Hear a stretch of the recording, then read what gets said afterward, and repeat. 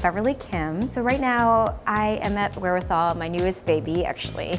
This is my second restaurant that I own and operate and chef owner of. The other restaurant is Parachute. We opened that in 2014. Both of the restaurants are owned 100% by me and my husband.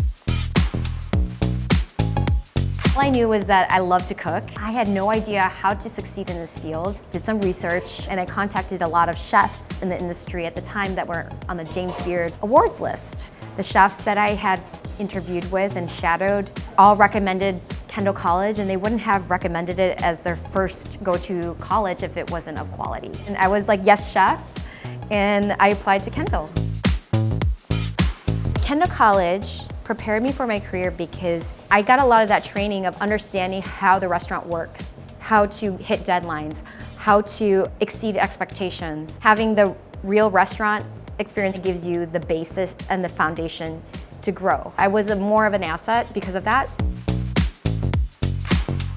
So learning from people at the top of their field is probably the most important thing you can do in the culinary arts. I think it's the level of instruction, quality of the teachers, quality of the professionalism, filling that role of supplying some of the best chefs in Chicago and beyond. If I were to look at like all the interns that I've hired from other schools versus Kendall, you'll see that the quality of the Kendall students are really top tier. Just have great attitudes, come willing to work with tools prepared. They understand the job and what's expected. A good starting point with where I would hire.